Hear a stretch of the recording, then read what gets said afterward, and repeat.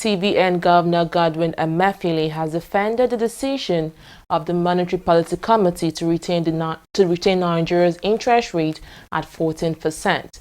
Briefing journalists after the meeting, Emefiele said the decision is based on the need to halt the inflation rate while also controlling growth. According to him, reviewing the rate will harm the country's economy.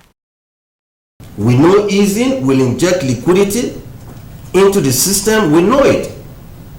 But we are saying inflation at 18.8% when we started. Even today, inflation at 16.1% where we are right now as at June is still considered very high in the light of studies that have been conducted. There are acceptable models for computing the inflation threshold, and these models have computed inflation threshold for Nigeria at a range of between 10 to 12%. What that means is that when inflation rises is above 12%, no matter the action that you take to stimulate growth, it will retard growth.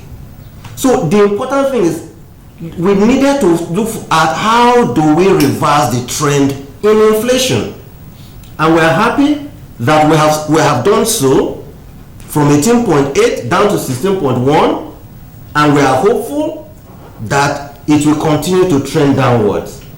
And as this is achieved, just like you, we also believe that there is a need to ease and also bring interest rates down.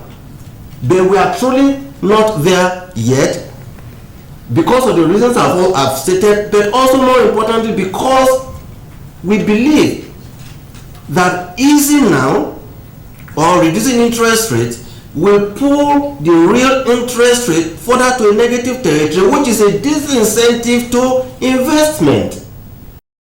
The central bank governor also provided insight into the bank's decision to intervene in the debt crisis that rocked the country's fourth largest telecom firm, Etisalat Nigeria, which has now changed name to Nine Mobile. The CBN governor says the Apex Bank had to intervene in the disputes between the telecoms firm and their lenders in order to save the firm from collapse and the loss of thousands of jobs. Etisalat has since pulled out of Nigeria following the collapse of debt restructuring talks with local lenders. The firm has now been renamed Nine Mobile and now has interim management board. Emefiele added that the potential investors are already showing interest in Nine Mobile and that he expects a deal soon.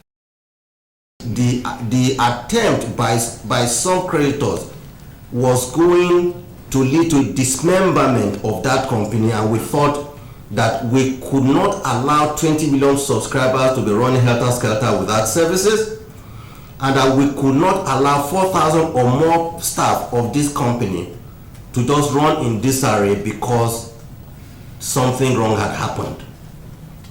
That is the reason that NCC, supported by the CBN, decided to intervene to say, please, gentlemen, we understand all your interests in this company. Either you are a creditor or you are a service provider. Let's take things easy so we do not hurt the interest of others that also have what I call interest in this company.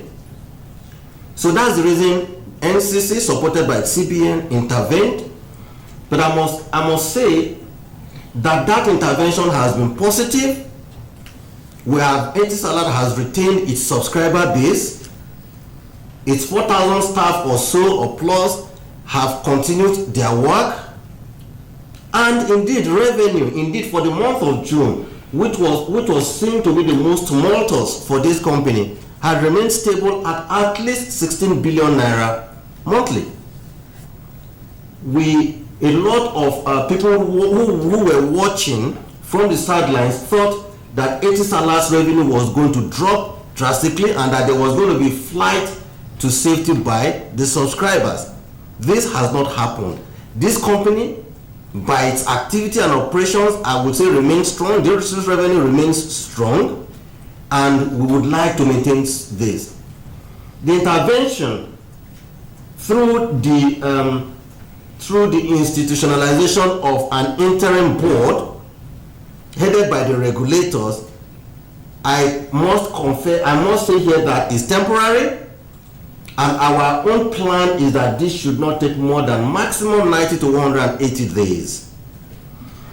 The company advisors have been appointed to midwife a process for a major investor to intervene in the company and take it over. I am very gratified at the surge by potential investors who have written showing interest. So what would happen is that this interest will be eventually made open. The advisors will advertise for RFP. They will call for RFP. Everybody will go into the data room and conduct their due diligence, and after that, the best person that presents himself for the parade will win.